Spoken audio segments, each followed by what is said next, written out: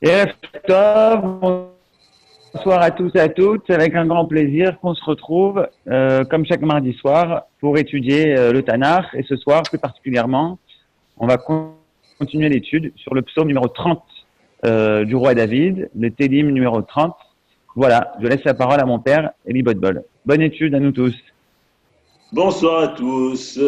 La semaine dernière, nous nous étions quittés après avoir défini ce qui était l'enjeu essentiel de Hanouka, l'enjeu essentiel du combat que voulaient mener les Grecs contre les enfants d'Israël, qui était essentiellement le combat autour du regard juif.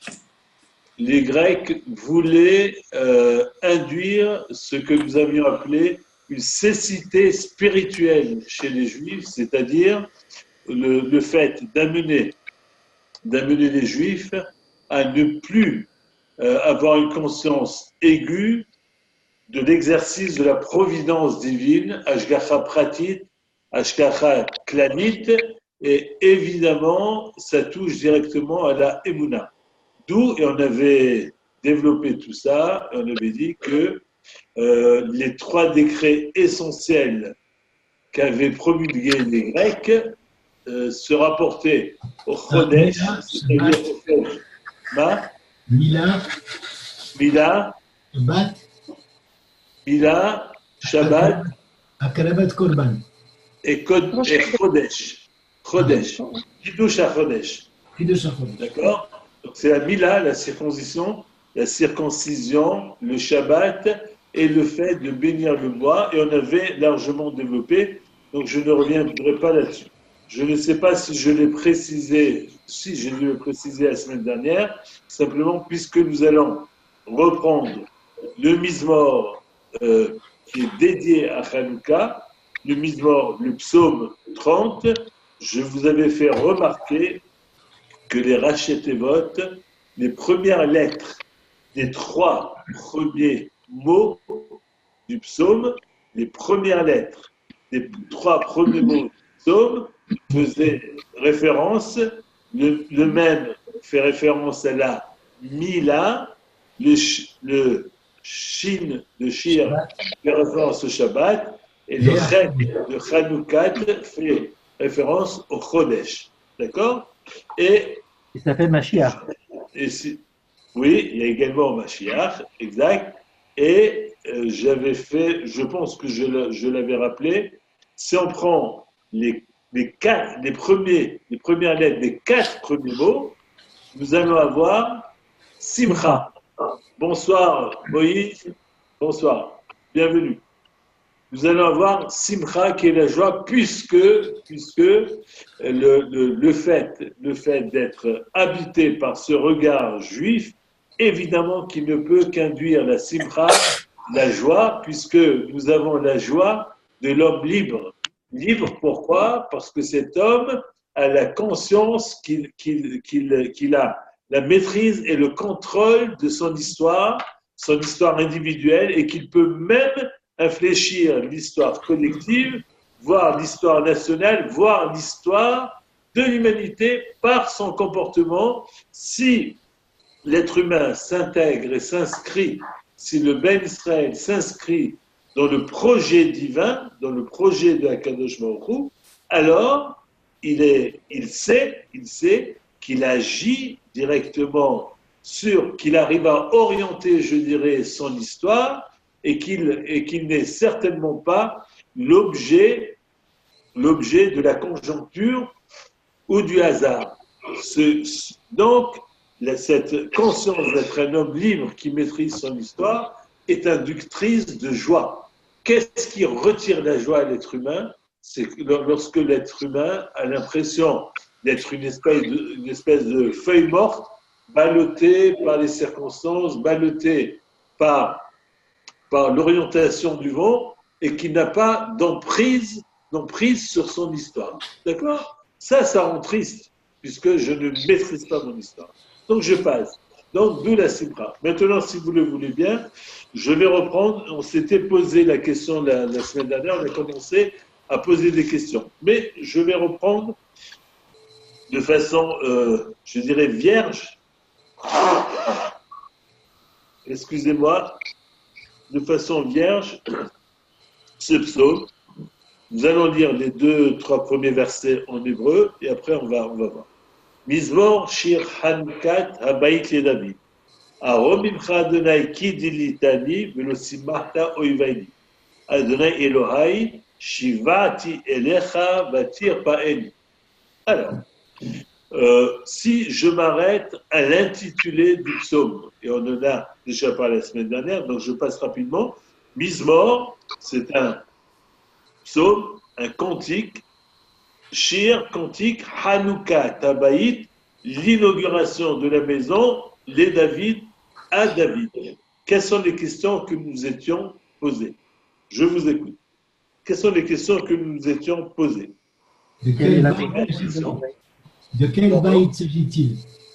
De quel baït s'agit-il? De quel baït s'agit-il? De quelle maison? On nous dit qu'on va nous parler, c'est un cantique qui va nous parler de l'inauguration de la maison. De quelle maison s'agit-il? C'est une question normale. Et deuxièmement, de quel type d'inauguration? Qu'est-ce qu'on entend ici? Qu'est-ce que nous allons inaugurer? Une maison, mais quelle maison? Et alors, on va plus loin. Si on considère que c'est l'intitulé du Mizmor, alors on s'attendrait à ce que le développement du Mizmor nous parle d'une inauguration, d'une maison qu'on va préciser, identifier, etc. Mais ce n'est absolument pas, à première vue, ce n'est absolument pas le cas. Est-ce que vous êtes tous d'accord avec moi? Ce n'est absolument pas le cas à première vue. Où est-ce qu'on parle d'inauguration? Est-ce qu'on parle d'une maison? Le mot maison ne revient plus jamais dans le psaume. L'inauguration ne revient plus jamais dans le psaume, alors que, comme nous l'avons dit la semaine dernière, nous nous serions attendus à ce que David nous parle de l'inauguration de la maison, en précisant de quelle maison il s'agit et de quel type d'inauguration. Nous sommes d'accord. Et maintenant, je vous pose la question, si vous voulez jeter un œil sur le Mizmor, oui, pour approfondir encore et amplifier la question. Si nous devions, nous, essayer de donner un titre à ce psaume, quel est le titre que nous donnerions à ce psaume? Regardons ensemble. Ce psaume, il nous parle de quoi?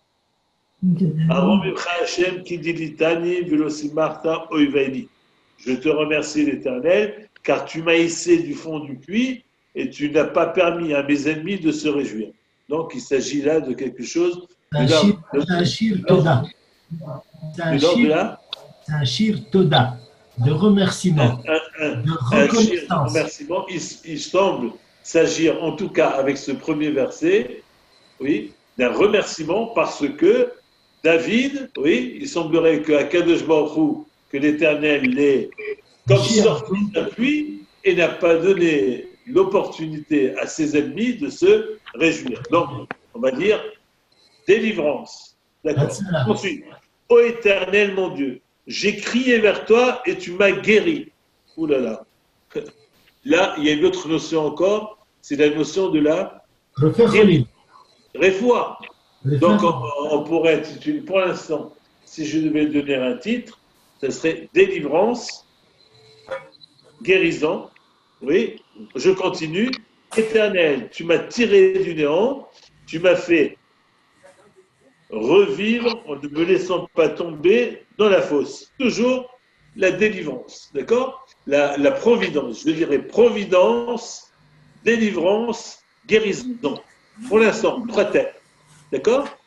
Providence, délivrance, guérison. Chantez l'Éternel, vous ses dévots, et rendez grâce à son saint souvenir. Alors là, je ne sais pas très bien ce que ça veut dire. Moi, je ne vois pas ce que ça veut faire ici. Chantez l'Éternel, vous ses dévots, et rendez grâce à son saint souvenir. Car sa colère ne dure qu'un instant, tandis que sa grâce dure toute une vie. Bon, c'est bien. Alors, ça veut dire quoi? Qu'est-ce que ça vient faire là?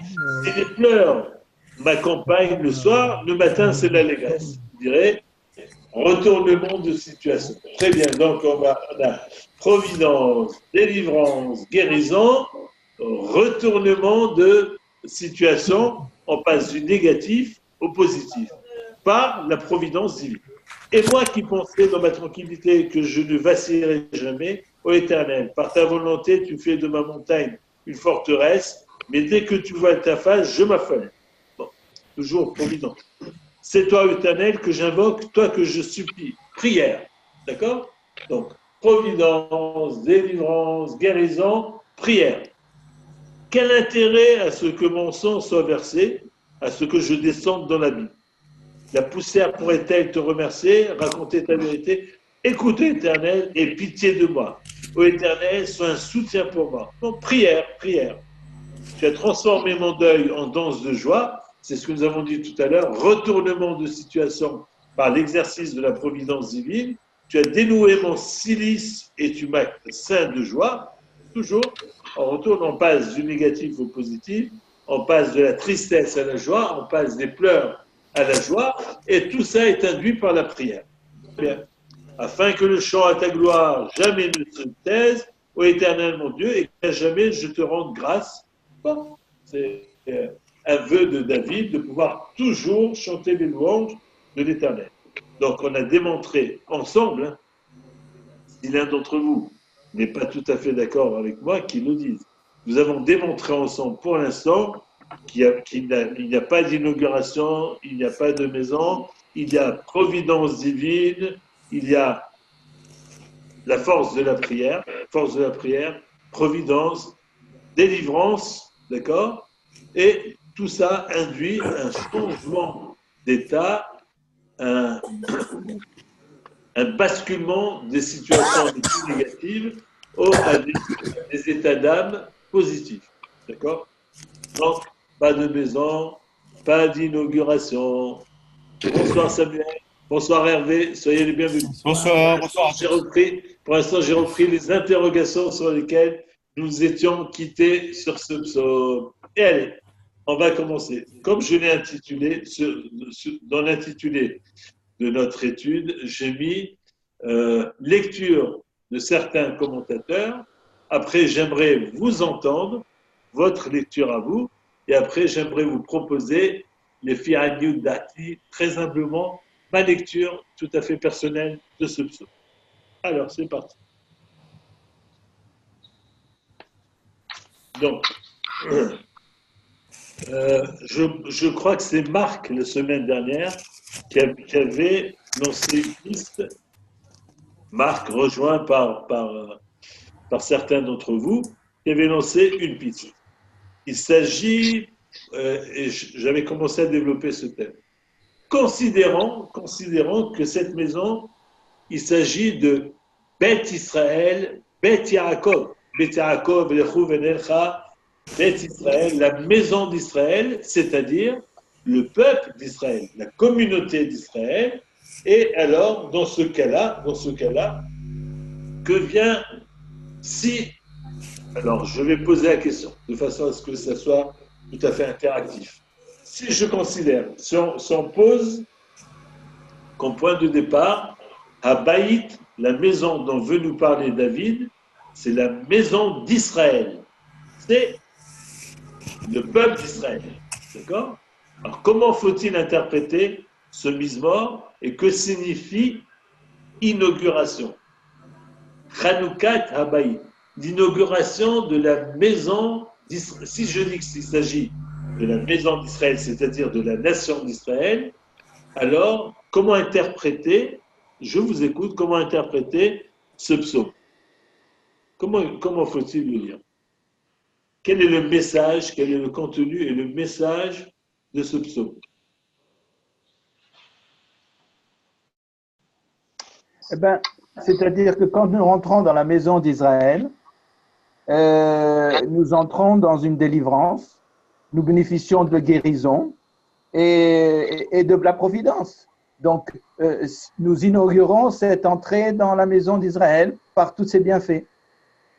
D'accord. Oui, donc, mais... C'est une façon, d'accord. Et donc, où est-ce que tu places sauver du puits, sauver du néant, sauver de ceci, sauver de cela? C'est par la prière.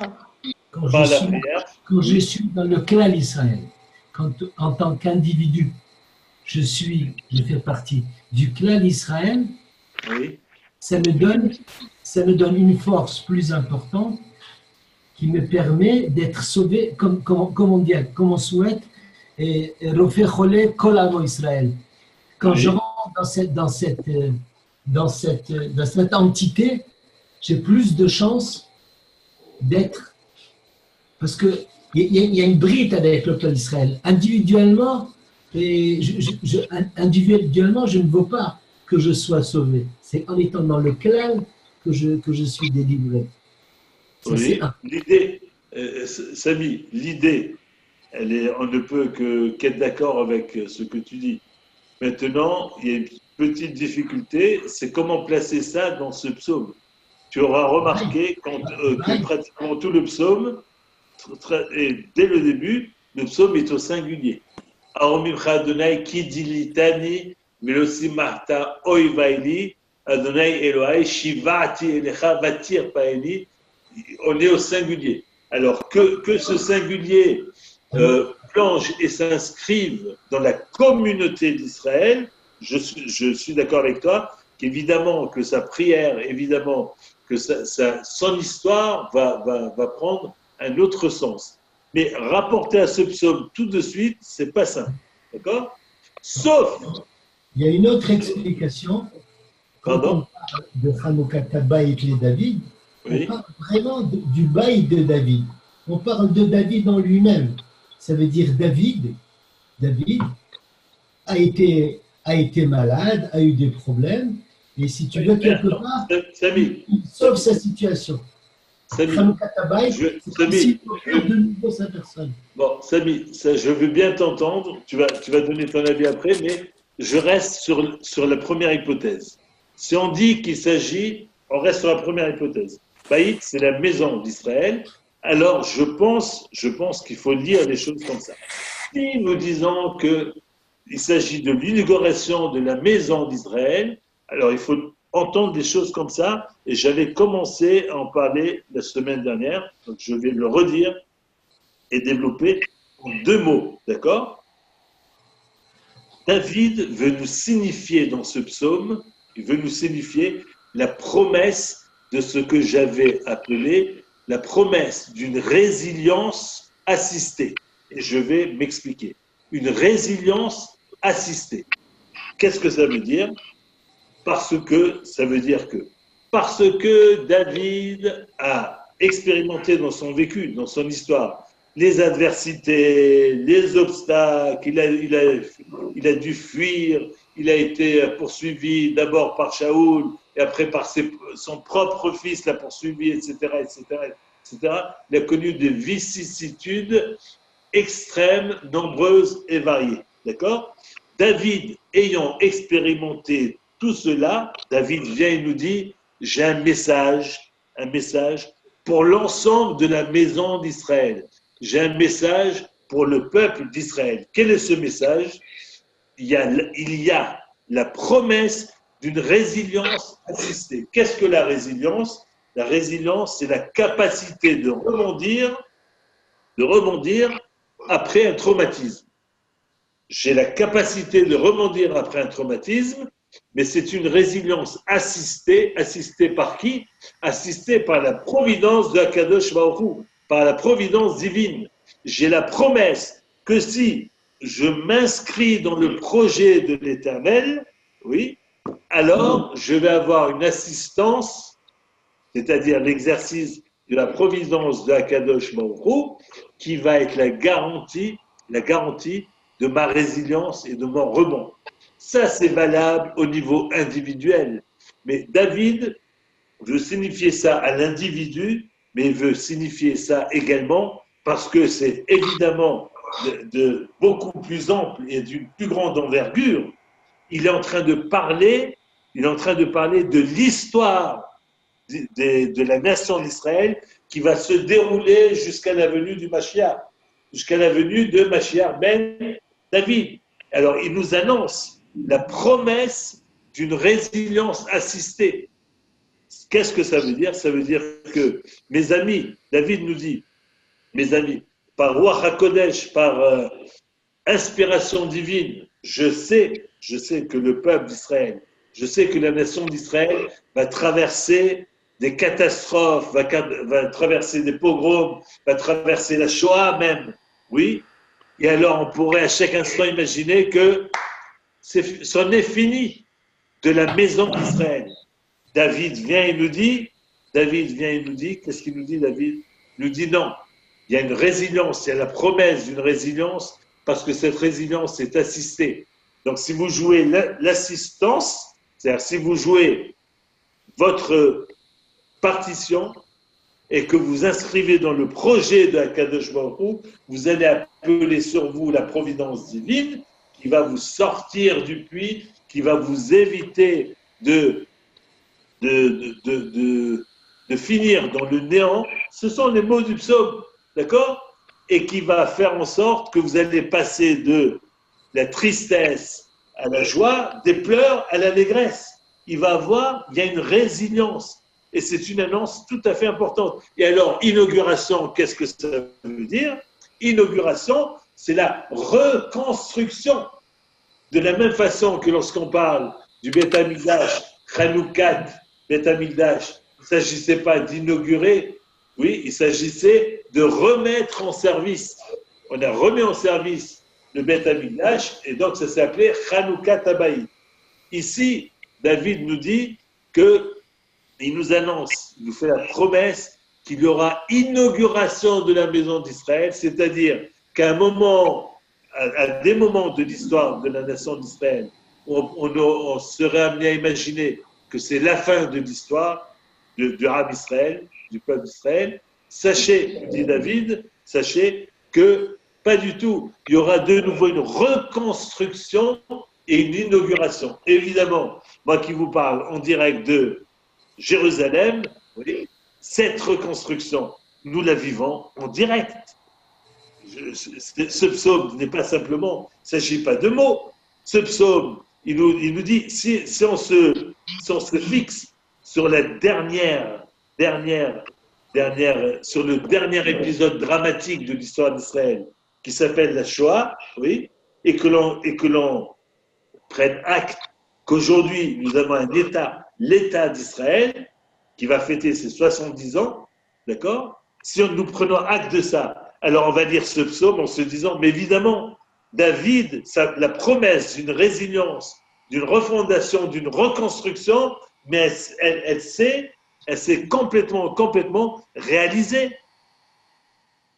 Nous sommes d'accord? Est-ce que nous sommes d'accord? Donc, première lecture, la maison, si vous aviez à prendre des notes, première lecture. La maison, il s'agit de la maison d'Israël. L'inauguration, c'est la promesse de la reconstruction de cette maison après qu'elle ait connu des traumatismes et des drames qui auraient pu nous faire basculer dans le découragement et le désespoir. D'accord? Donc, je passe là-dessus.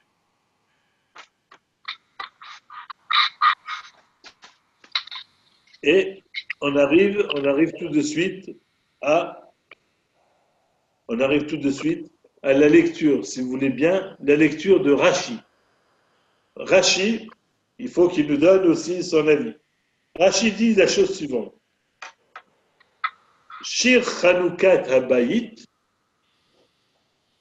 Sheyamruhu Alviyim, Sheyomruhu Alviyim, Bechanoukat Habayit, Bimei Shlomo. Ça veut dire quoi? Le psaume pour l'inauguration de la maison de David. David a écrit un psaume pour que ce psaume soit récité au moment de l'inauguration du Beth Amikdash, le Beth Amikdash qui sera construit par son fils Shlomo Amelech. Oui. Alors Rashi, on a envie de lui dire, Rashi, très bien, mais Rashi, tu n'as absolument pas répondu à nos questions. Tu n'as pas répondu à nos questions. Où est-ce que dans ce psaume, je veux bien que ce psaume ait été écrit pour l'inauguration du Beth Amikdash. Mais dans ce psaume, on ne voit pas de Beth Amikdash. Dans ce psaume, on ne voit pas d'inauguration. Donc, qu'est-ce que ça vient faire? La question de Rashi reste, la lecture de Rashi nous reste un peu sur notre faim. Sauf s'il y en a un parmi vous qui veut démontrer que Rashi répond à toutes nos questions. Moi, je ne vois pas que Rashi réponde à ces questions. Et alors, si je complète Rashi par le Metsudat David, Metsudat David est un commentateur que vous avez sur les Mikraot Gedelot de Teilim, je lis la construction du temple par Shlomo Ameler, par Salomon, fruit de la relation. Shlomo, c'est le fils de qui? David. Allez. Bathsheba. Betsavé. Bethsabée, c'est Bathsheba. Bethsabée, c'est le fruit de l'union entre David et Bathsheba, et on en a largement parlé, une relation qui pose un certain nombre de problèmes. On a beaucoup développé ça. Et alors, nous dit Rashi le Metsudat David, nous dit que la construction du temple par Shlomo Ameler, par Salomon, qui est le fils et donc le fruit de la relation problématique entre guillemets de David avec Bethsabée, constitue une preuve tangible du pardon accordé par Hachem, par Akadosh Baruch Hu. Parce que imaginons que David ait été considéré comme un fauteur, si on dit que David a commis une faute énorme et que cette faute n'a pas été pardonnée par Akadosh Baruch Hu, n'a pas été pardonnée, est-ce qu'on peut imaginer que le Beth Amikdash, l'Éternel, va laisser la construction du Beth Amikdash se faire par le fruit de ce qui aurait été une relation interdite? Évidemment que non. Donc si Akadosh Baruch Hu, si l'Éternel a agréé la construction du Beth Amikdash par Shlomo, c'est la preuve que Akadosh Baruch Hu, que l'Éternel a pardonné la faute de David. D'accord? Et ce, d'autant plus que le Talmud, la Gemara, nous apprend que les portes du Echal, vous connaissez tous ce passage du Talmud que nous allons lire le lire tout de suite. Shabbat, c'est la Gemara.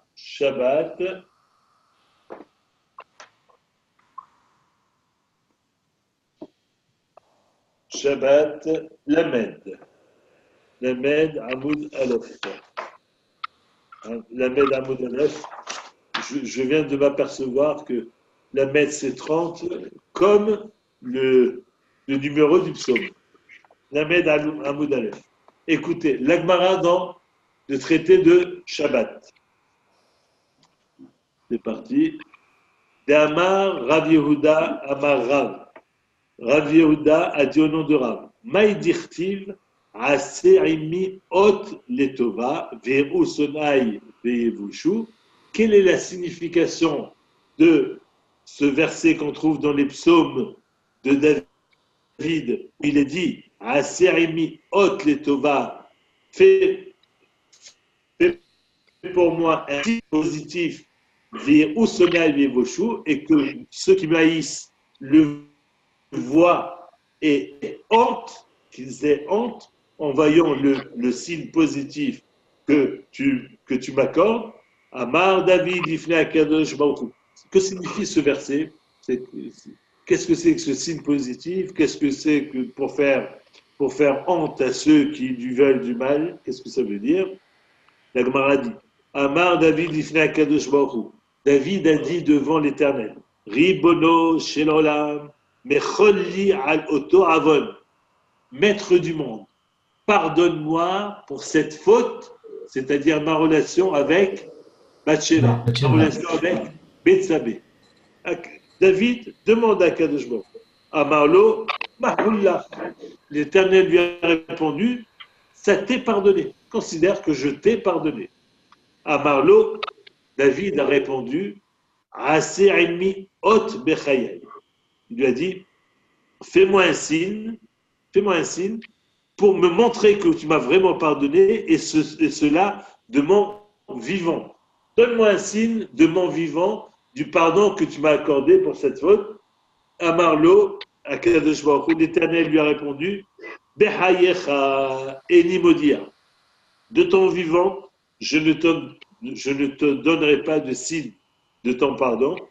Behaye Shlomo bilcha animodia, mais du vivant de ton fils Salomon, je ferai connaître, je dévoilerai un signe pour montrer que je t'ai en effet pardonné.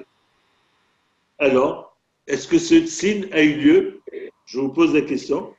Est-ce que du vivant de Salomon, est-ce qu'il y a eu un signe pour démontrer que l'Éternel avait pardonné? Oui. Pardon? Oui, les portes ne se sont pas ouvertes jusqu'à ce que Salomon dise Bisrout David. Chazak, Kolakavod. Bravo, tout à fait. Est-ce que tu te souviens qu'on avait étudié à un moment donné ce passage du Talmud ensemble? Keshebana Shlomo et Bet Amigdash. Lorsque Salomon a construit le Bet Amigdash, le temple de Jérusalem, j'ouvre une parenthèse, le temple de Jérusalem, aujourd'hui remis en question par l'UNESCO et par le reste du monde. Il n'y a jamais eu de temple. On n'a pas de relation directe avec Jérusalem. Je ferme la parenthèse. Lorsque Salomon a construit le temple de Jérusalem, Bikesh Lachmis Aaron Levet Kodesh Kodashim, il a cherché à introduire l'arche sainte, le Aaron HaKodesh, dans le Kodesh HaKodashim, dans le saint des saints. D'accord? Dafku Sheharim Ze Bazé. Les portes d'Afku Ze Bazé se sont accolées mot à mot les unes aux autres, empêchant le Aaron HaKodesh d'entrer dans le Kodesh HaKodesh. D'accord? Amar Shlomo Esrim Varbar Rananot Velonana.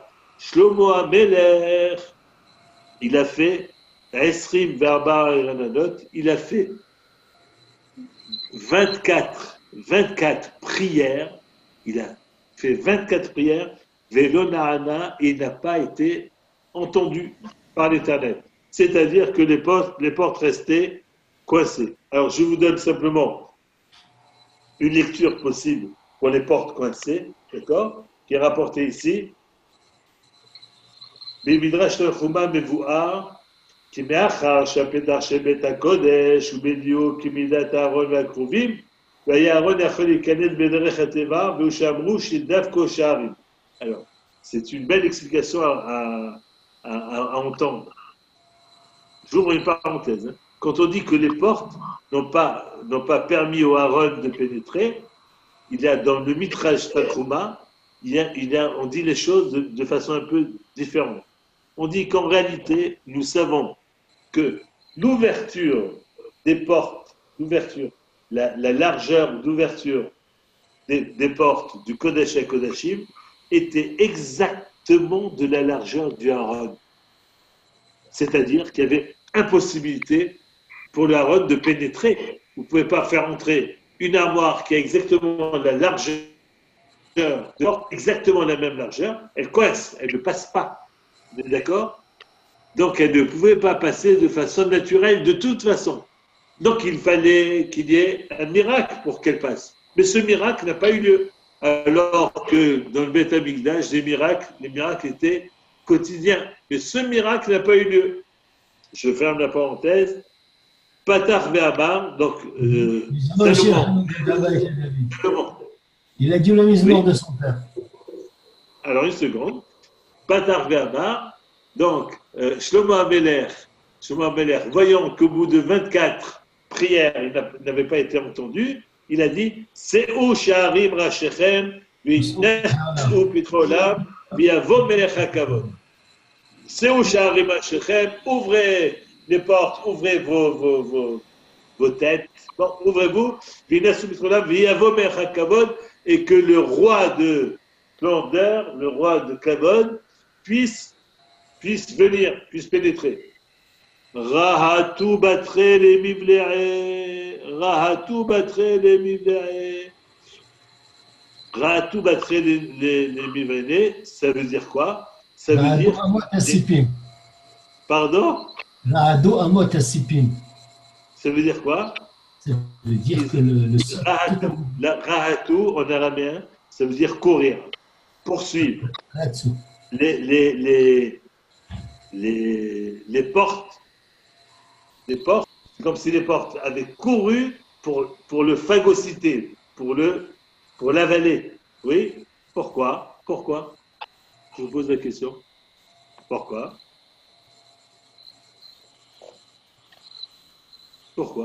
Parce que lorsque Shlomo HaMelech a dit Se'u she'arim rashechem v'inasu pitrei olam ve'yavo melech hakavod, Shlomo HaMelech n'a pas été précis. Il a dit que les portes s'ouvrent et que le roi de splendeur puisse venir. On aurait pu entendre que le roi de splendeur, c'était qui? Hachem. Non, on aurait pu comprendre que le roi de splendeur, c'était Shlomo, c'était lui. Mais non, ça suffit comme ça. Ouvrez-vous et que le roi de splendeur puisse pénétrer. Les portes ont voulu s'attaquer à lui. Oui. Comment, en ce lieu, en cet endroit, il peut s'appeler lui, le roi de splendeur?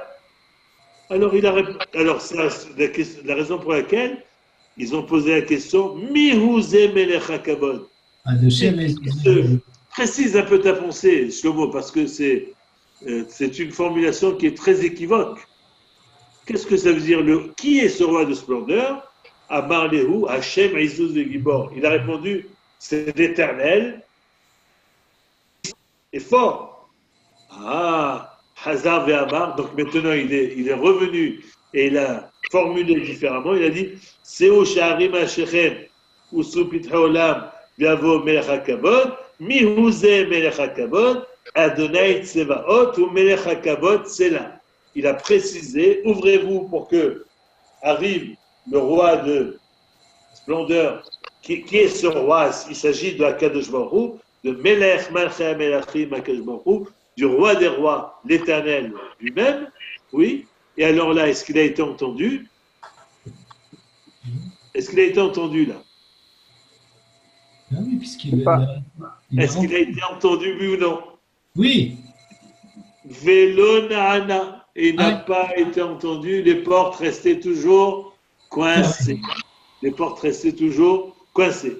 Kevan Shama. Mais dès qu'il a prononcé la formule suivante, Hashem Elohim attaché pene meshecha zochra lehazde David avdecha.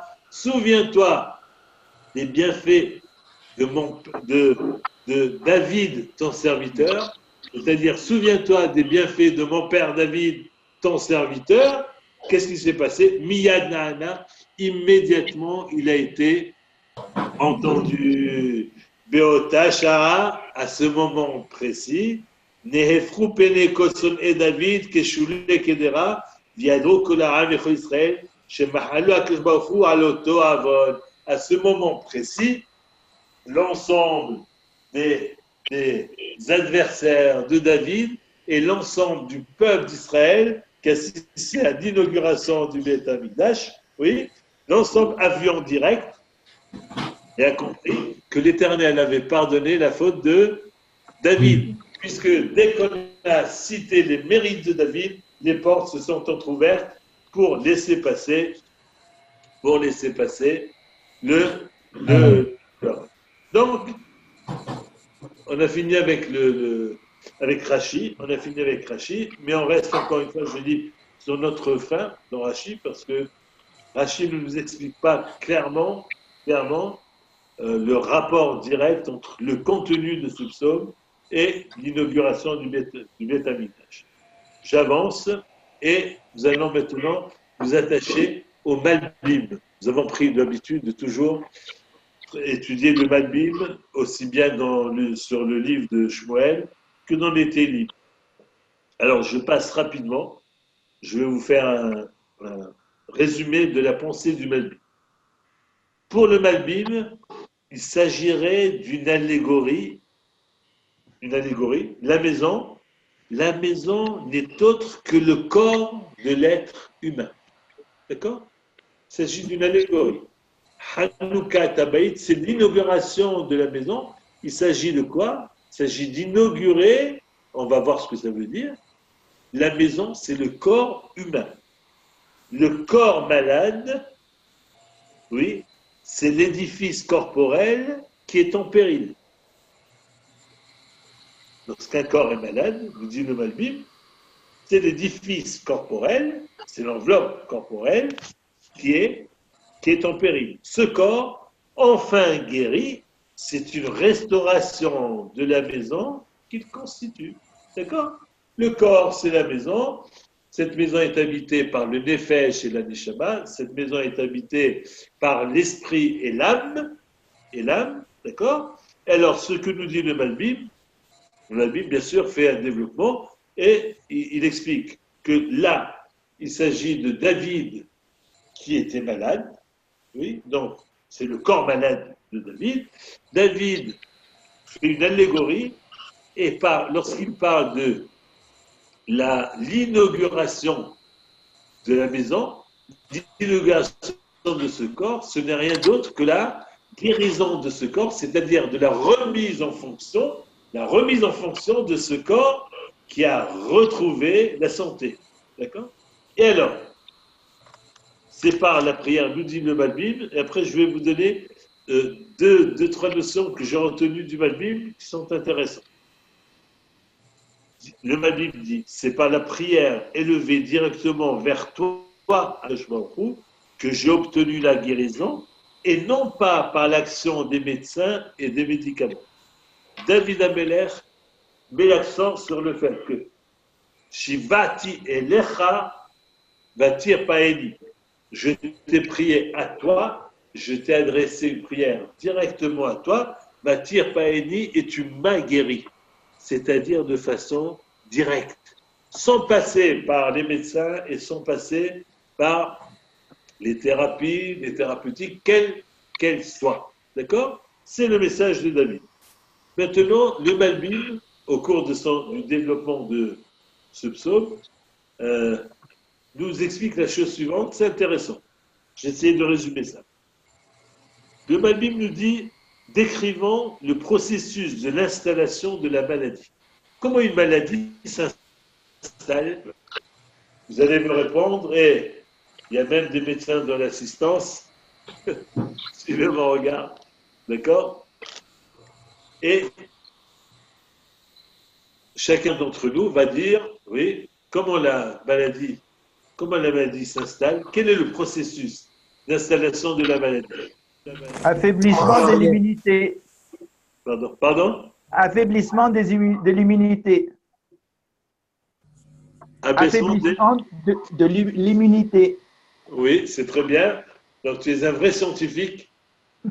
Un vrai scientifique, ce sont les défenses immunitaires qui font défaut, d'accord? Et alors, les petits virus, les bactéries, les streptocoques, cela, trouvent moyen de pénétrer ce terrain qui est fragilisé, et c'est comme ça que la maladie intervient. Alors, un déséquilibre.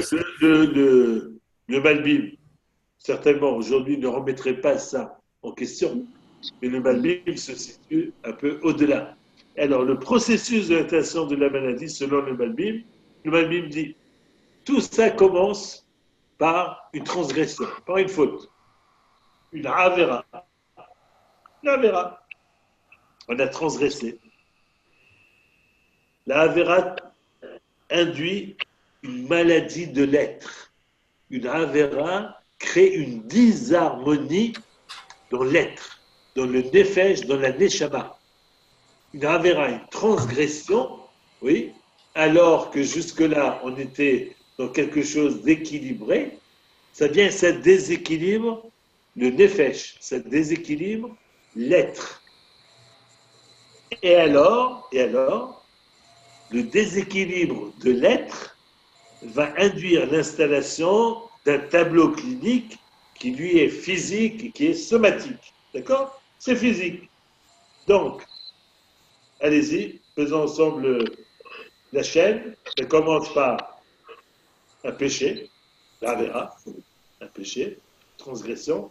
Ça crée une disharmonie dans l'être, un déséquilibre de l'être qui va induire un déséquilibre au niveau du corps. Et c'est là qu'on va appeler le docteur. Oui, déséquilibre au niveau du corps. Il y a de la fièvre, il y a de la toux, il y a de ceci, de cela. J'ai même les cordes vocales qui sont abîmées, etc.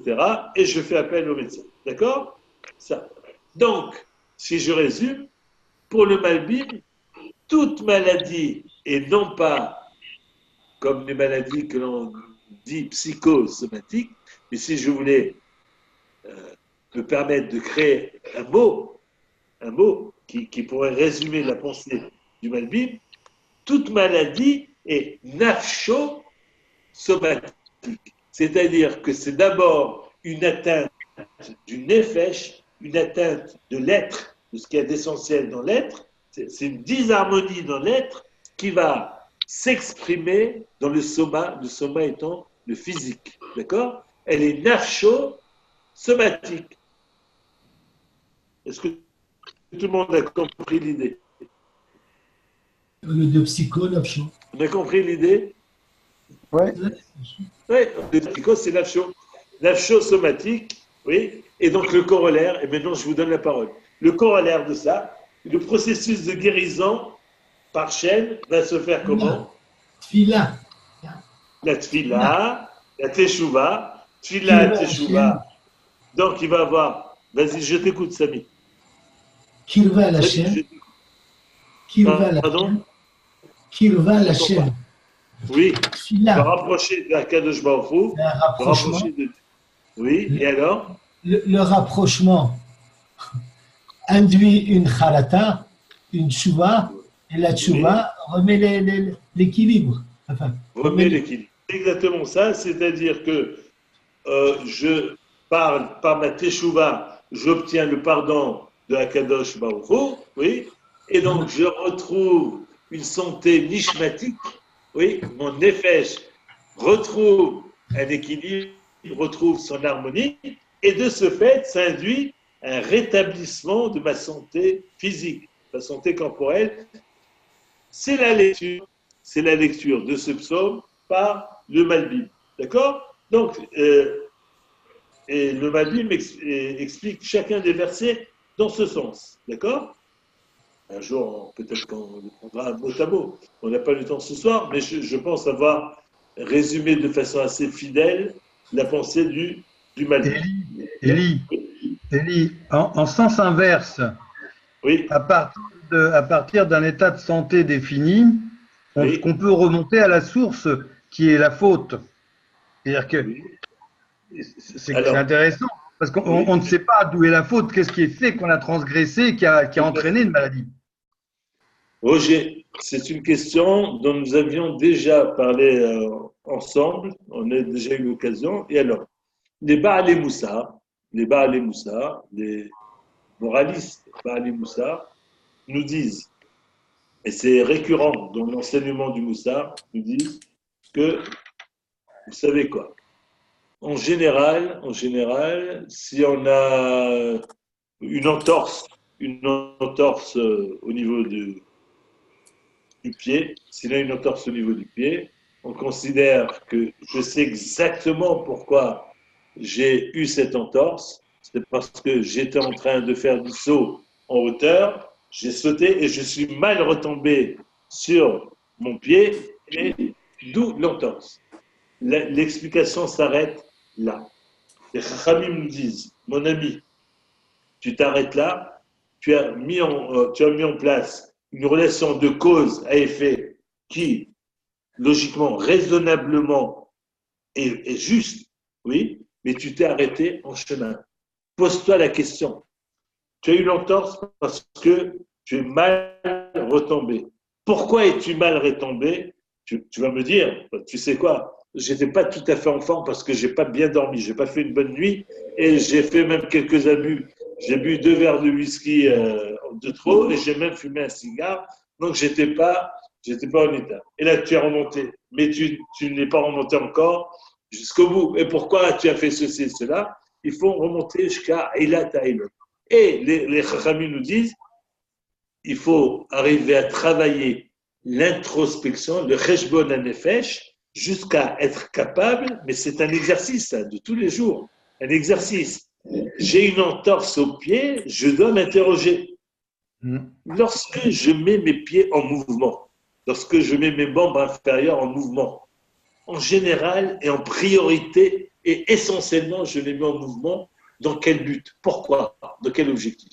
Et là, je me dis, c'est vrai que je les mets en mouvement pour aller au golf et je ne raterai pas le golf pour tout l'or du monde.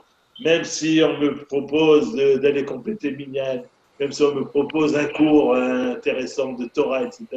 Je ne raterai certainement pas mon golf. Je me sers aussi de mes pieds pour aller danser parce qu'il n'est pas question de ne pas aller en boîte un peu danser parce que ça fait du bien de danser, de se défouler, etc. De la musique, de se laisser enivrer par la musique. Et donc je me sers de... Pardon? C'est pour faire Et donc je me sers de mes pieds, je me sers de mes pieds. On me dit qu'il y a une très bonne affaire à faire. Et alors tu me vois soudainement retrouver une santé de fer. Je me mets à courir comme Ayal, comme un Ayal. À vous de trouver ce que ça veut dire. C'est de l'hébreu. La fille qui est mal. Oui, d'accord. Et alors, et peut-être qu'en réalité, mes pieds ne me servent pas. Si je réfléchis bien, ces pieds ne me servent pas à me lever le matin et à commencer ma journée en courant vers la synagogue, en courant vers mes téphilines pour les mettre, en courant parce que j'ai entendu qu'une personne a besoin d'être secourue, a besoin d'être aidée. Je ne cours pas. Ah, si on m'annonce qu'il y a une bonne affaire à faire, ça, je suis le premier à courir. Si c'est pour secourir mon voisin ou pour aider autrui, là, soudainement, j'ai des crampes et des difficultés, j'ai les jambes lourdes, etc. D'accord? Donc, les Chachamim nous disent, c'est un travail à faire sur soi, un exercice, oui. Il t'arrive quelque chose, oui. Tu as tes cordes vocales qui sont touchées. Peut-être il faut t'interroger.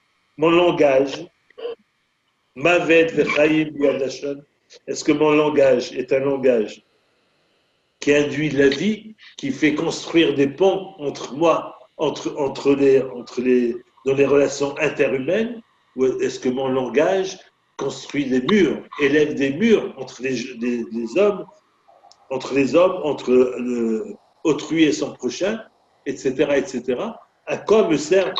Et peut-être que comme ça, je peux m'amender, je peux avancer, je peux progresser si j'arrive à analyser jusqu'à identifier. Mais quand je dis ça, je précise toujours, attention à ne pas appliquer cet exercice pour l'autre.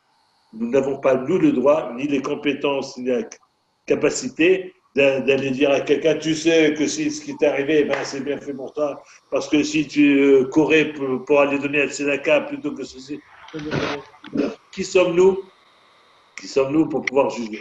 Maintenant, que l'on ait un rave, que l'on ait 100 raves, et que l'on aille déverser son cœur et ses états d'âme devant son rave et lui dire, je ne comprends pas pourquoi ça fait des mois que je n'arrive pas à soigner mon entorse, etc., etc. Le rave, lui, qui a cette da'at Torah, qui a cette vision à travers les enseignements de la Torah, ben certainement, lui est autorisé à te dire, viens ici mon fils. Oui. La dernière fois que tu as couru pour aller à la synagogue, ça remonte à quand? Oui. Non. La dernière fois que tu as couru pour aller à la synagogue, la dernière fois que tu as couru pour aller rendre visite à un malade, c'était quand, etc., etc. Et là, ça va donner à penser, ça va donner à réfléchir, la personne va s'amender et on va avancer comme ça. Très bonne remarque, Roger. Je pense avoir à peu près répondu à la question. Oui, Merci beaucoup. Béatrice. Oui, Béatrice oui, veut je intervenir. voulais savoir si il y avait des livres qui relatent un peu ces genres de maladies avec justement les braïques. Non, Non. non, pas à ma connaissance. Et je pense que ce ne serait pas une bonne chose. C'est pour ça que je dis qu'il faut, Ah, il faut, c'est avant tout, et ça je le pense vraiment, mais ça c'est avant tout le résultat d'un travail personnel. de Ça nous l'introspection. oblige, ça nous oblige à un travail d'introspection, ce qu'on appelle le cheshbon hanefesh, c'est un D'accord. travail d'introspection. Mais ça, c'est un travail à faire pratiquement au quotidien. C'est le travail Oui. du. On peut pas. Il s'agit pas de recettes. C'est D'accord. c'est exactement comme si vous me disiez, oui, et il se trouve que je suis un peu psychiatre.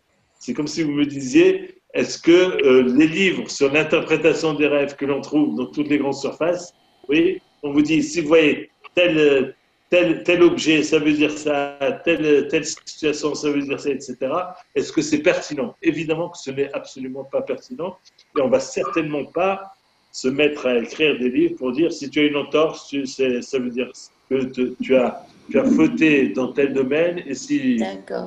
ta vue baisse, c'est que tu as fauté dans tel domaine. Chacun doit apprendre à se Donc, connaître. je cherche. Oui, se chercher. Et c'est ce que l'on appelle travailler sur soi-même. Mais comme je le dis souvent, c'est une expression qui n'a plus cours. Aujourd'hui, on n'entend jamais ça. On ne dit jamais ça dans un journal, on ne dit jamais ça dans un livre. Le travail sur soi. La voda, travailler sur soi. Voilà. Je passe. Donc, on a fini avec le Malbim et j'arrive à Rabbi Shimshon Raphaël Hirsch. D'accord? Et là, alors, très intéressant. Rabbi Shimshon Raphaël Hirsch qui va nous dire, et c'est très intéressant, je me suis servi de cet enseignement la semaine passée j'étais invité 2 fois à des Sheva Brachot. Et ça a été l'objet un peu de mon intervention. On m'a donné la parole.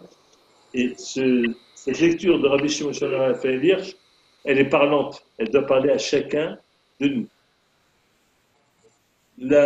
Rabbi Shimon Raphaël Hirsch dit, quelle est la nature et le sens de bête, Mizmor Shiranukat Abayit et David. La maison, il ne s'agit de rien d'autre que le foyer juif. La maison, c'est Beth Elohim, c'est Beth Hashem, c'est la maison de Dieu. Mais où se trouve la maison de Dieu? La maison de Dieu, c'est ce que devrait être, chacun de nos foyers. Chacun de nos foyers devrait être la maison de Dieu, et on va voir qu'est-ce que ça signifie, être la maison de Dieu. Oui. Rabbi Shimshon Raphaël Hirsch dit la chose suivante. En tout lieu, et je résume, en tout lieu où s'unissent des forces spirituelles, représentées dans le Beth Amikdash par là, quel est l'ustensile qui représente les forces spirituelles? Donc, la Ménorah, évidemment. Donc, je reprends. En tout lieu où s'unissent les forces spirituelles, symbolisées par la Ménorah, par le candélabre, oui, et les forces matérielles représentées par le Shulchan. Il y avait une table sur laquelle étaient posés les lechem apanim, les pains. D'accord? Donc, en tout lieu où s'unissent les forces spirituelles représentées par la Ménorah et les forces matérielles représentées par le Shulchan pour trouver grâce auprès de Dieu. Et trouver grâce, c'est quoi? C'est le Mizbeach Ketoret, pour lequel il est écrit, pour la Ketoret, Reyach, la chaîne, un parfum qui va trouver grâce devant l'Éternel. Ça veut dire quoi? Ça veut dire que c'est une conjugaison du matériel et du spirituel qui va trouver grâce auprès de l'Éternel, et ceci ne peut se faire que dans l'observance de la Torah représentée par, dans le Beth Amikdash représentée par le Le Aaron. Aaron à Kodesh. La Torah se trouvait, le Sefer Torah et les tables de la loi se trouvaient dans l'arche sainte. D'accord? Donc, lorsqu'il y a réunion du spirituel et du matériel dans l'observance des valeurs de la Torah, alors la vie de l'homme se mue, nous dit le Rabbi Shimshon Raphaël Hirsch, la vie de l'homme se mue en chérubin. Qui sont là pour recevoir la présence divine, la providence divine et profiter des bienfaits, bénéficier des bienfaits et de la protection de Akadosh Baruch Hu. D'accord? Ça, c'est ce que nous dit le Rabbi Shimshon Raphaël Hirsch. Ve'asuli mikdash, le shachanti betocham, ils me feront un sanctuaire et je résiderai parmi eux. De quel sanctuaire s'agit-il? Nous dit Rabbi Shimshon Raphaël Hirsch. Il ne s'agit pas que du Beth Amikdash de Yerushalayim, il s'agit également du sanctuaire de notre foyer que nous transformons en sanctuaire. Mais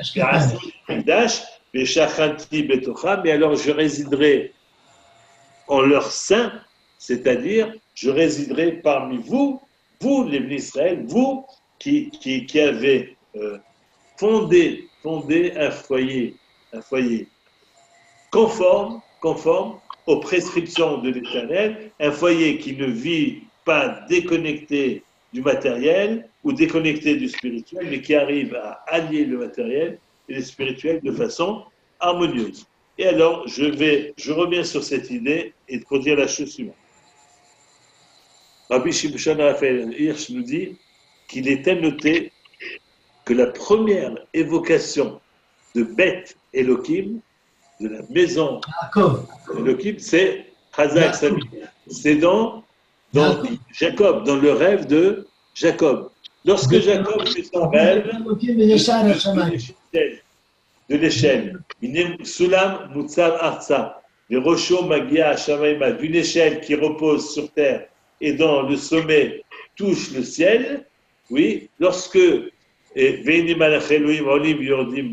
les anges de l'Éternel montaient et descendaient le long de cette échelle, lorsque Jacob se réveille de son rêve, il s'exclame, il dit Manora Hamakomazé, comme est redoutable ce lieu, Enze qui imbet Elohim, ce ne peut être ici que la maison de Dieu, Vezé Shahar Hashamaim, et ici se situent les portes du ciel. Rabbi Shimshon Raphaël Hirsch nous dit, il note que la première fois qu'on parle de Beth Elohim, de la maison de Dieu, c'est au sujet du rêve de Jacob, le rêve où Jacob va en réalité poser la première pierre du Beth Amikdash, mais où il va poser également la première pierre de ce que l'on va appeler le foyer juif. Oui, et cette première pierre, elle a été induite par quoi chez Jacob? Qu'est-ce qui lui a fait dire Ezekim Metelokim Ezeshar Shamaim? C'est après la vision qu'il a eue. Et cette vision, quel était le message de cette vision? C'était justement la connexion, la conjugaison entre le ciel et la terre. L'échelle qui était par terre et qui touchait le ciel. Cette connexion entre le corps et l'esprit, cette connexion entre le matériel et le spirituel, symbolisée par cette échelle, oui, c'est elle qui a induit chez Jacob cette exclamation, ce cri. Enze ki bet Elohim. Maintenant, j'ai saisi, je le dis pour moi, mais je le dis pour toutes les générations à venir, Enze ki bet Elohim, quelle va être la définition, qu'est-ce qui va caractériser la maison juive, qu'est-ce qui va caractériser le foyer juif? Le foyer juif, oui, si j'aspire à fonder ici-bas un foyer juif, Enzekim Bet Elohim, alors j'ai l'assurance de bénéficier en retour d'une présence protectrice et aimante de Akadosh Baruch Hu dans mon foyer qui va induire une circulation dynamique et harmonieuse des flux. Les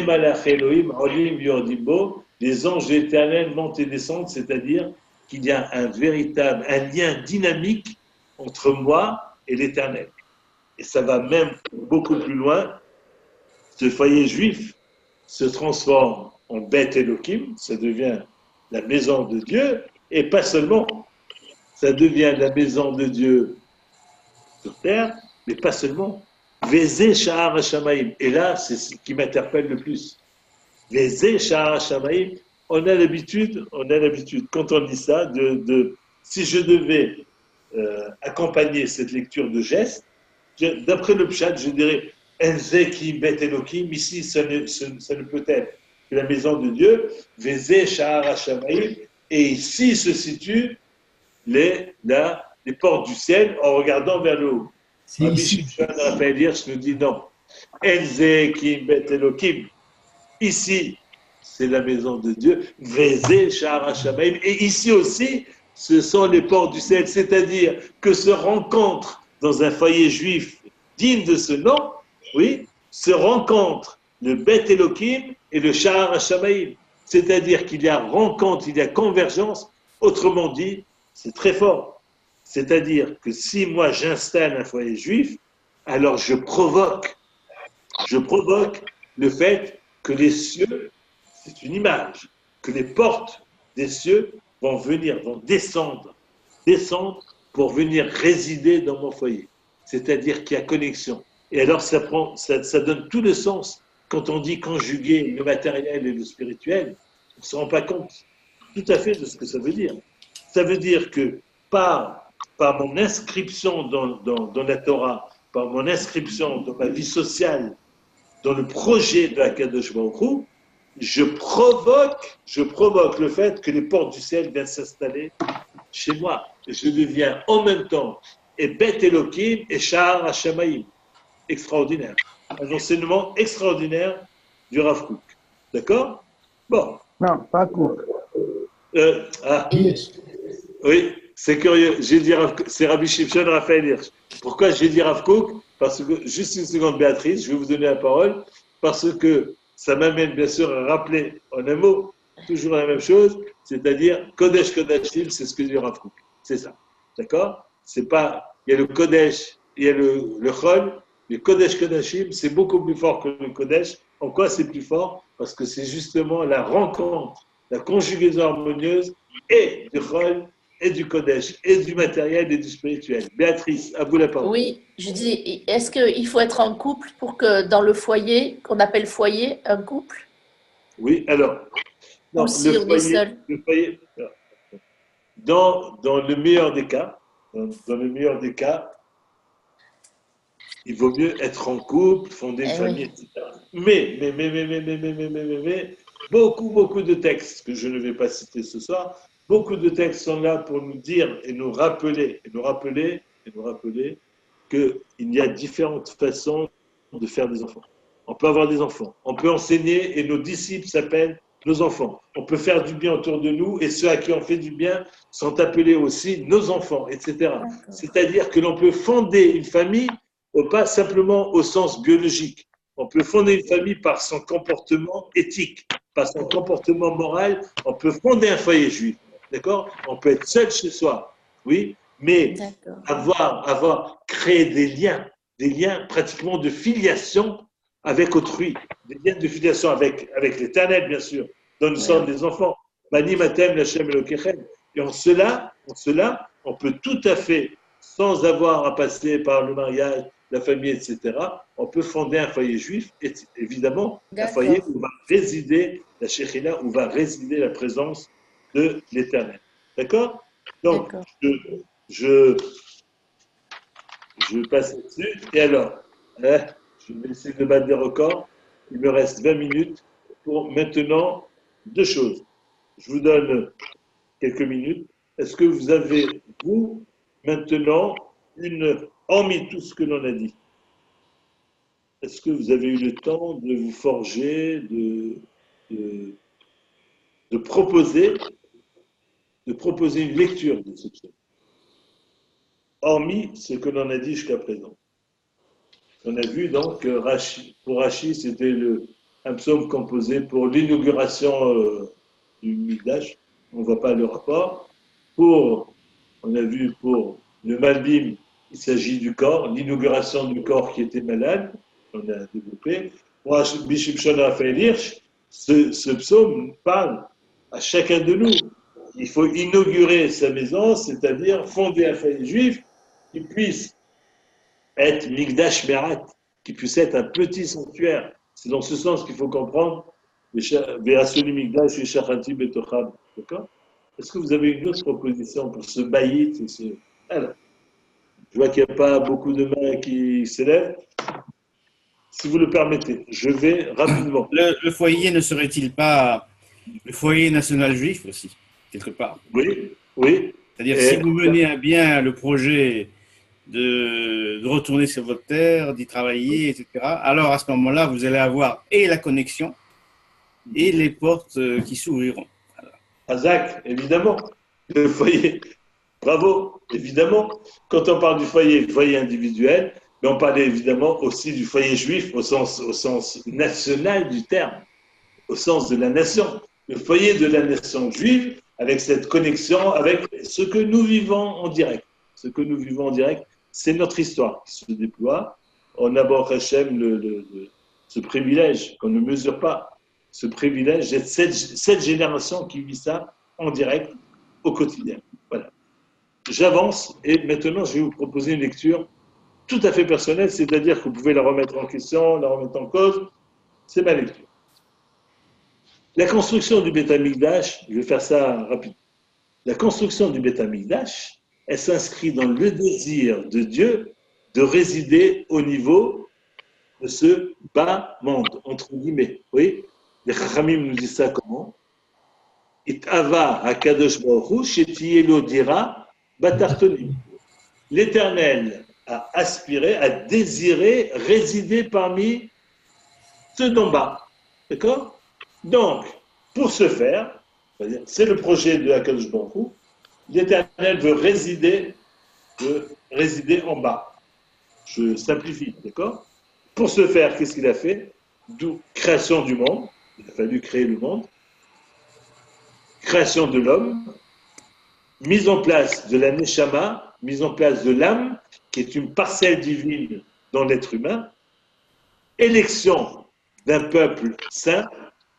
C'est Mamlechet Kohanim Vegoy Kadosh, un peuple qui va avoir une responsabilité particulière, puisqu'il va être le prêtre des nations et qui va devoir un jour être la locomotive qui va tracter l'ensemble de l'humanité vers la lumière et vers la vérité, vers la reconnaissance de l'exercice de la providence divine au quotidien. Et à ce peuple, il a donné la Torah et ensuite la consigne de construire un sanctuaire. On est d'accord? Donc, Akadosh Baruch Hu, il a un projet. Il veut résider parmi les hommes. Pour ce faire, il a créé le monde, puis l'homme, puis un peuple singulier auquel il a donné la Torah et auquel il a demandé de construire un lieu particulier qui s'appelle le temple. D'abord le tabernacle, puis le temple de Jérusalem. Ça, c'est une mise en place, d'accord? Ensuite, les obstacles et les écueils, les accidents de parcours susceptibles de remettre en question cet élément du plan divin, oui, Akadosh Baruch Hu, l'Éternel, a un plan. Mais il y a des choses qui vont venir essayer de contrarier ce plan. Oui. Quels sont les éléments qui peuvent venir contrarier le plan de Akadosh Baruch Hu, qui, je vous le rappelle, ce plan, c'est quoi? C'est de résider parmi les humains. Qu'est-ce qui va pouvoir venir contrarier? Qu'est-ce qui est susceptible de venir contrarier ce plan? Le mauvais penchant. Pardon? Le mauvais penchant. Chazak et Baruch. Moïse. Numéro 1, c'est le mauvais penchant, les instincts, oui. Et donc le risque de quoi? Le risque de dévier de la voie voulue par l'Éternel, donc de basculer dans le péché, oui. Auquel cas, est-ce qu'il existe une solution? Est-ce qu'il y a une issue? Est-ce qu'il y a une thérapeutique dans cette éventualité? Imaginez si on bascule dans le péché. eh ben, le plan divin ne peut pas s'exercer, puisqu'on vient de définir les conditions pour que l'Éternel puisse résider parmi nous. Il y a un certain nombre de conditions. Premier écueil, première difficulté, c'est que nous avons un mauvais penchant, nous sommes séduits par le fruit interdit et toujours désiré. C'est dans la psychologie humaine, c'est comme ça. Première possibilité. Deuxième possibilité, ça peut aller plus loin.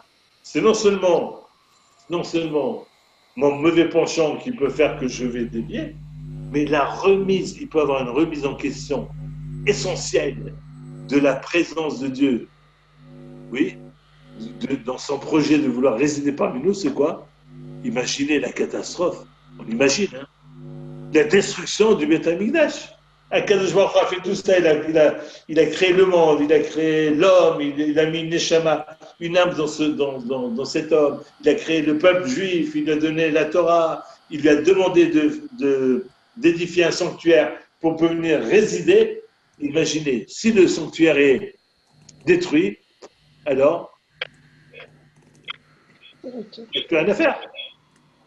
Il n'y a plus rien à faire. À première vue, il n'y a plus rien à faire. La possibilité de la destruction du Beth Amikdash, auquel cas on peut s'interroger. Dans ce cas-là, cela constituerait-il la pire des catastrophes? Est-ce que ça serait la pire des catastrophes? Deuxièmement, cela signifierait-il que Dieu a quitté complètement ce monde d'en bas et a rompu son lien avec l'humain et singulièrement avec son peuple élu? Est-ce que la destruction du Beth Amikdash, c'est-à-dire c'est la fin, c'est fini?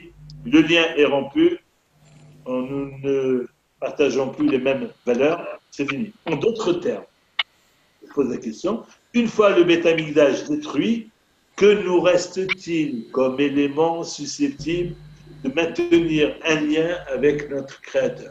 Alors, jusque-là, on était parti de Dieu veut venir résider parmi nous, et donc, il est en lien avec nous, c'est le Beth Amikdash, c'est le foyer juif, c'est tout ça. D'accord? Oui? Imaginons, le Beth Amikdash est détruit. Est-ce que ça veut dire que tout lien avec notre Créateur est rompu et qu'il n'y a plus aucune possibilité d'être en lien avec notre Créateur? On joue les crédules, on fait les naïfs. D'accord? On se pose toutes ces questions. Et ces questions sont pertinentes. Alors, on y va. Donc, maintenant, prenez s'il vous plaît, le psaume. Je vais dérouler mon explication. Aromimcha Adonai Kidilitani. Aromimcha Hashem Kidilitani Velo Simarta Oivaili. En réalité, dans ma lecture, le premier verset est l'affirmation générique que le reste du psaume va développer. Ce que vient nous dire ce premier verset, c'est ce que va développer tout le psaume. Qu'est-ce qu'il vient nous dire? Il vient nous dire que, quoi qu'il arrive, quels que soient les aléas de l'histoire individuelle ou collective du juif, je suis fort de cette certitude que toi, l'Éternel, tu ne me laisseras pas tomber. Aromimcha Hashem Kidilitani. Pourquoi? Car tu m'as doté des outils du maintien du lien. Je le reprends et on va les décrire, ces outils.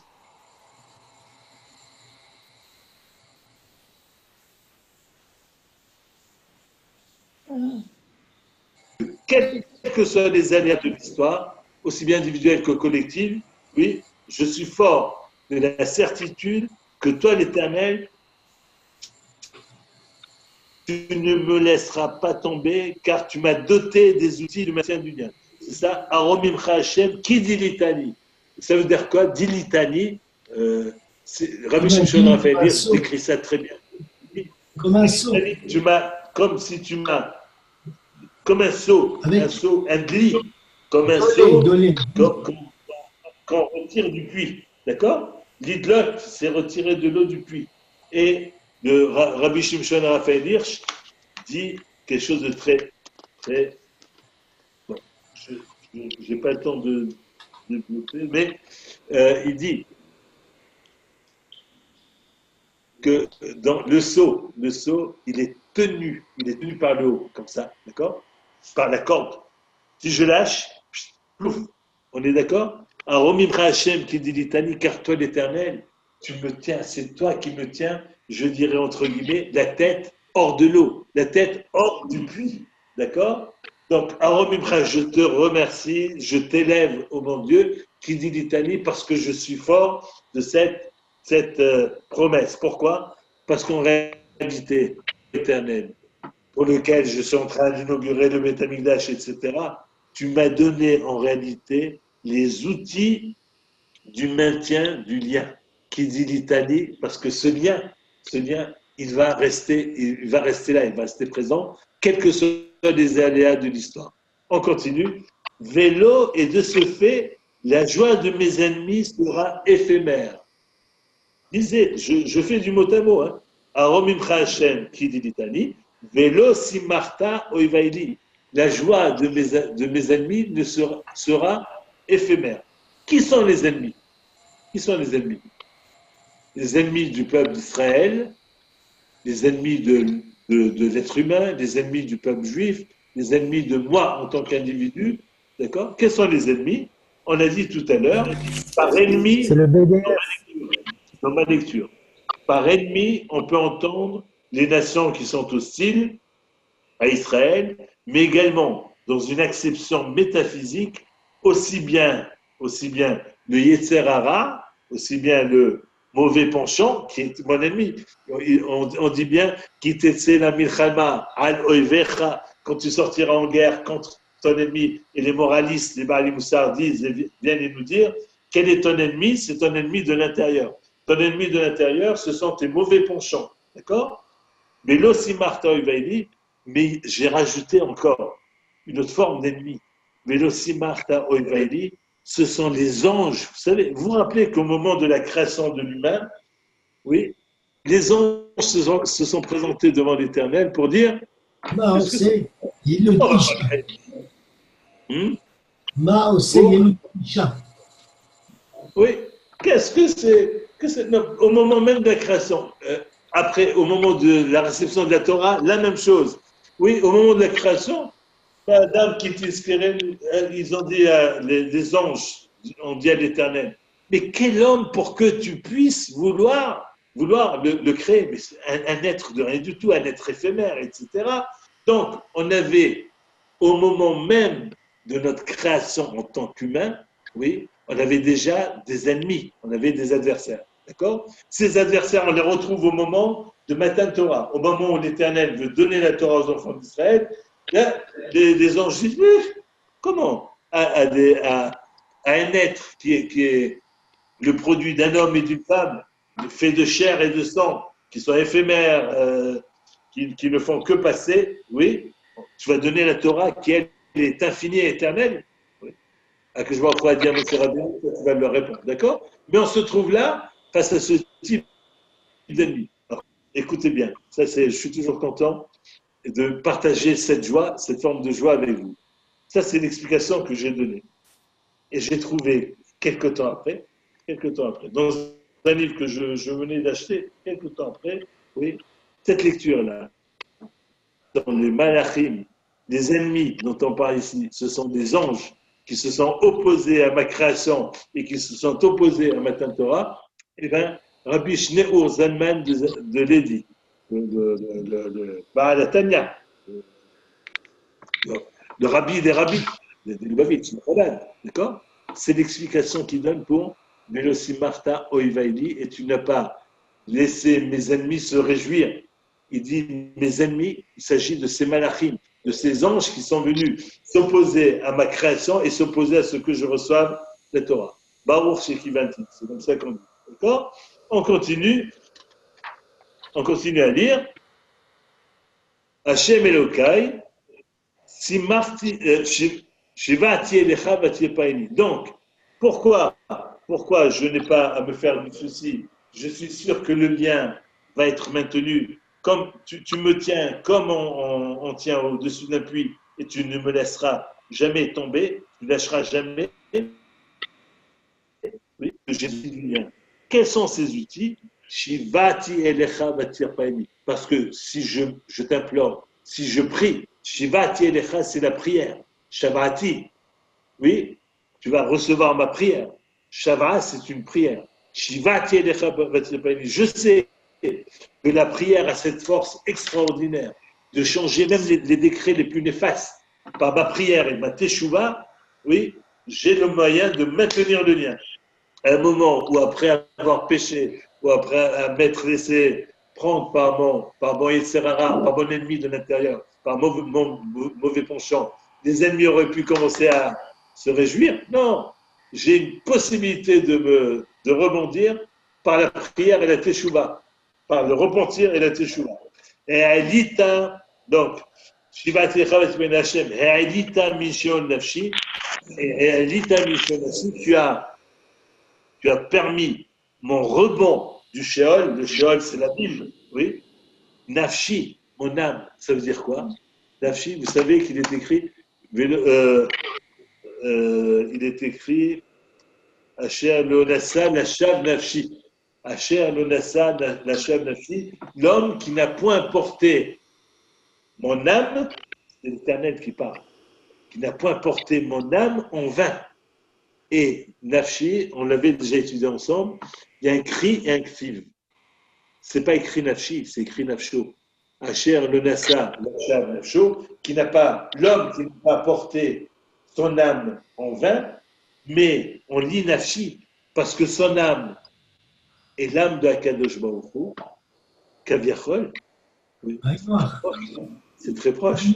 Nous sommes Helek Elokam, comme une part de l'éternel. Ça veut dire quoi? Une part de l'éternel, c'est-à-dire que nous sommes en connexion par notre Neshama à Kadosh Baruch Hu. Et c'est ça ce que vient nous dire ici David.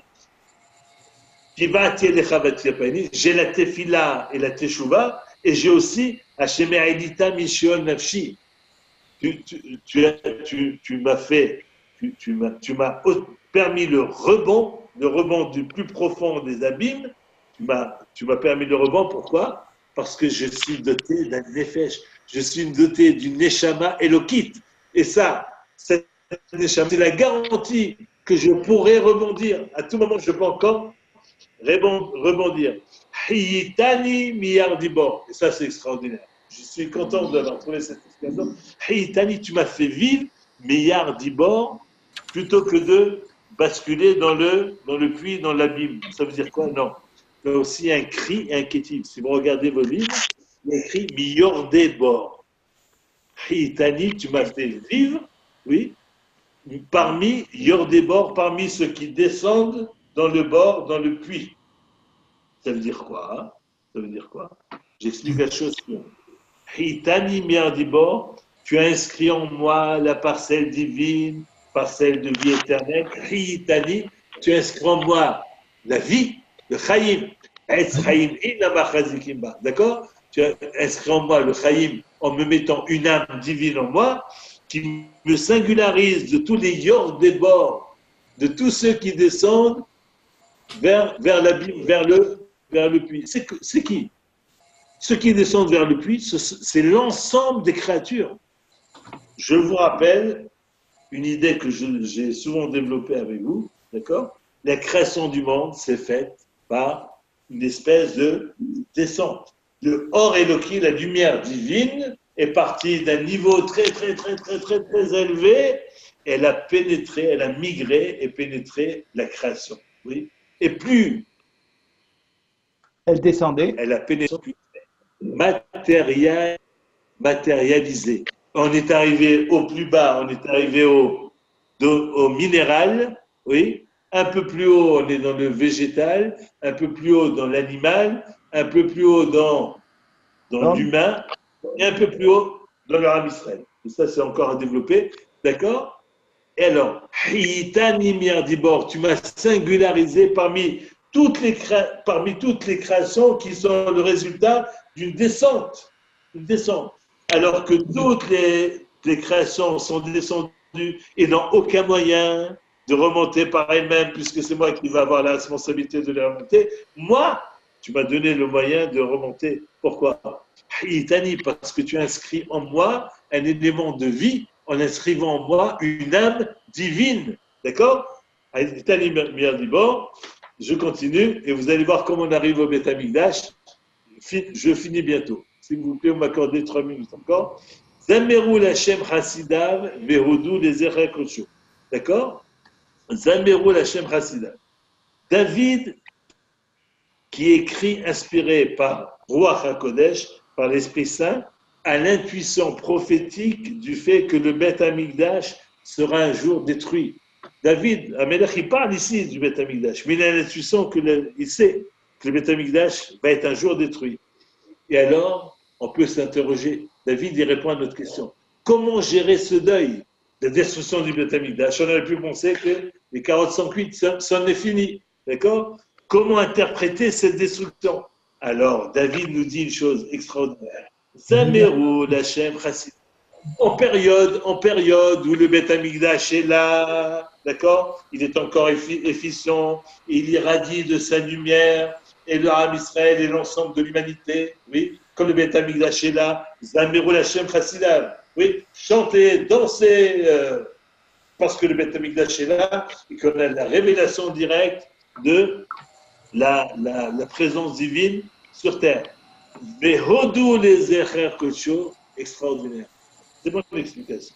Vehodou les Echer Kodsho, Zecher, c'est Milachan Zikaron, le souvenir, Kodsho, son sein, c'est le Beth Amikdash. Kodsho, le souvenir de son Beth Amikdash. Qu'est-ce que ça veut dire?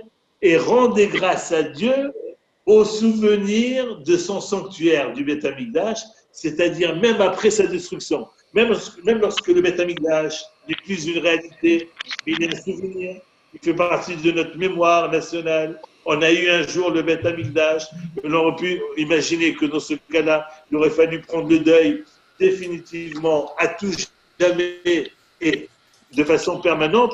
Pas du tout. Vehodou les Echer Kodsho. Et remercier l'Éternel, même au souvenir du Beth Amikdash. Et vous allez me dire, c'est complètement paradoxal. Qu'est-ce que c'est que cette idée? Je vais remercier l'Éternel parce qu'il a détruit le Beth Amikdash. Parce que je me souviens qu'il a détruit le Beth Amikdash. Samy, tu as la réponse, je vois. C'était ou le Beth Amikdash ou le peuple juif. Bravo, c'est le Midrash qui le dit. Et c'est pour moi, c'est la suite. David, il explique tout ça. Qui regarde Beapo, Chaim Birsono. Qui regarde Beapo, nous on a traduit, la traduction simple, c'est car la colère de Dieu ne dure qu'un court instant, Chaim Bitsono, alors que sa volonté de vie dure beaucoup plus longtemps. Ma lecture. Qui regarde Milachon Ragoua. Rega, c'est le même radical que Ragoua, ça veut dire sérénité. D'accord? Ragoua, c'est le contraire de la colère. Qui regarde Beapo, Hayim Mirsono. Écoutez bien. Ce qui signifie que derrière son apo, derrière sa colère, il y a en réalité une dimension d'apaisement et de clémence. Qui regarde Beapo, derrière sa colère, apo c'est la colère, regarde en réalité, il y a quelque chose de l'ordre de l'apaisement. Pourquoi? Si Akadosh Baruch Hu accepte la destruction du Beth Amikdash, c'est justement pour maintenir en vie Hayim Mirsono. La volonté d'Akadosh Baruch Hu, c'est de maintenir en vie le peuple d'Israël. Et parce qu'il veut maintenir en vie le peuple d'Israël, qui va plutôt détruire le Beth Amikdash, qui va en réalité servir de fusible, parce que c'était ou le Beth Amikdash ou le peuple d'Israël. Et c'est la raison, nous dit le Midrash même, qu'on avait étudié ensemble également. Le Midrash dit que, alors que tout le monde, lorsqu'on pose la question à n'importe quelle personne qui est étudiante, dit pourquoi c'est pas David Améler qui a construit le Beth Amikdash, la réponse qui est connue, qui est donnée dans le texte, oui, c'est parce que tu as versé du sang. Tes mains ont versé du sang, c'est pas toi qui construiras, c'est ton fils. Le Beth Amikdash dit le sang qu'a versé David est considéré comme des holocaustes et comme des sacrifices devant l'Éternel. Donc c'est pas du tout ça. Et alors pourquoi c'est pas David Améler qui a construit le Beth Amikdash? Le Midrash dit pour une raison simple. C'est un bienfait de l'Éternel. Parce que si le Beth Amikdash avait été construit par David, il n'aurait pas pu être détruit. Il aurait été indestructible. Et alors le Midrash dit, mais alors tant mieux, un Beth Amikdash indestructible. Il dit non, c'est tant pis, c'est pas tant mieux. Parce que si le Beth Midrash avait été indestructible, en situation de déchéance du peuple juif, de fautes graves, etc., oui, de dégradation de la moralité du peuple juif, l'Éternel se serait, entre guillemets, Kaviachol, se serait attaqué au peuple juif lui-même. Donc c'est la vie du peuple juif, la survie du peuple juif qui aurait été remise en question. L'Éternel a préféré un Beth Amikdash qui soit destructible, et il a préféré qui est destruction, qui regarde à peau derrière la colère. Il y a en réalité une volonté d'apaisement de l'Éternel. Pourquoi? Hayim Birsono, parce que l'Éternel il veut la vie, il veut que le peuple juif reste en vie. D'où le fait qu'il faut absolument relativiser la catastrophe. Il faut relativiser la catastrophe de la destruction du Beth Amikdash et passer le choc du traumatisme. Ba'erev Yanin Bechi, le soir, on se couche en pleurant parce qu'on pleure la destruction du peuple, la destruction du Beth Amikdash, mais l'on voit poindre déjà un regain de force, d'espérance qui doit générer la simcha, vela boker rina. Sachez que le Beth Amikdash détruit, il sera un jour reconstruit. Et c'est ce qui est arrivé. Le Beth Amikdash a été détruit, il a été reconstruit. Il a été redétruit une deuxième fois, mais il va être reconstruit. Et Rabbi Avinu, très rapidement. Et moi, je retrouve ma quiétude intérieure. Shalva, c'est la quiétude intérieure. Oui, comment? Au-delà des aléas, au-delà des aléas, des obstacles de toute nature, je peux affirmer je ne disparaîtrai jamais définitivement parce que je dispose des outils pour éviter de sombrer durablement, et ce, malgré l'absence du Beth Amikdash, lieu de la présence de la Kadosh Baruch Hu. Car, pourquoi? Le har c'est quoi? Har Sinai. Parce que tu m'as doté d'un autre outil extraordinaire qui s'appelle la Torah. La Torah. Hachem Oz le Amoïten, l'Éternel donne le Oz, la force, à son peuple. C'est quoi le Oz? C'est quoi la force? C'est la Torah. Oui. Et le Hari, quand on dit la montagne, on parle bien sûr du mont Sinaï. Tu m'as donné la Torah sur le mont Sinaï, et ça, c'est la garantie que j'ai ici, l'outil pour pouvoir à tout moment rebondir, et c'est comme ça, et je vais m'arrêter là parce que le temps tourne, j'ai dépassé le temps, et pour finir donc, ce que signifie ce misement, sur lequel on reviendra un jour, mais j'attache tranquillement, selon ma lecture, oui, tout ça vient nous dire qu'au-delà de l'espace sanctuarisé, sacralisé que constitue le Beth Amikdash, le Ben Israël doit être conscient que son seul interlocuteur, sa seule source de vie, son seul libérateur, c'est l'Éternel. Car c'est à toi que s'adressent mes prières et mes suppliques. Elecha Adonai Ekra, Veladonai Etranan. Donc, même s'il y a destruction du temple, et David Amelech est venu nous donner tout ce message extraordinaire, il inaugure le temple, mais en même temps, il nous immunise contre le découragement et le désespoir qui serait lié au fait que le temple va être éphémère. Il va être détruit un jour, même 2 fois, il va être détruit. Et alors, est-ce qu'à ce moment-là, il faut basculer dans le désespoir total, imaginer que le lien est rompu? Pas du tout, nous dit David Amelech. Il nous donne tous les éléments, tous les outils dont nous disposons pour pouvoir rebondir. Et je reviens donc à cette notion de résilience assistée. Nous avons cette capacité extraordinaire de rebondir. Et Baruch Hashem, l'actualité que nous vivons, c'est cette résilience assistée, c'est le rebond de la nation d'Israël sur la terre d'Israël.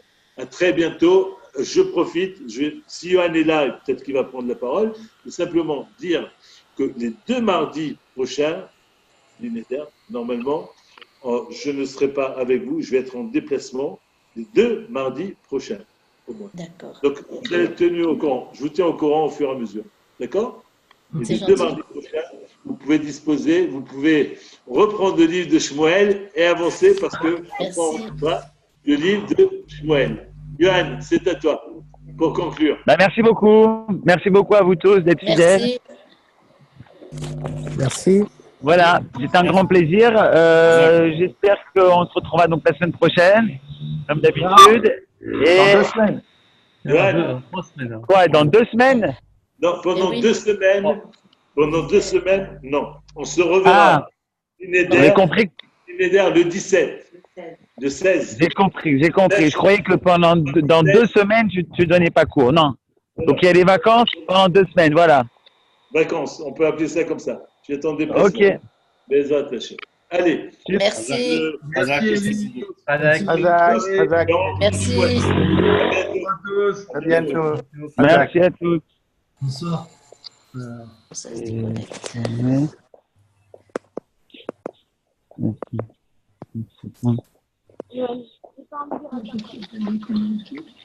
Merci.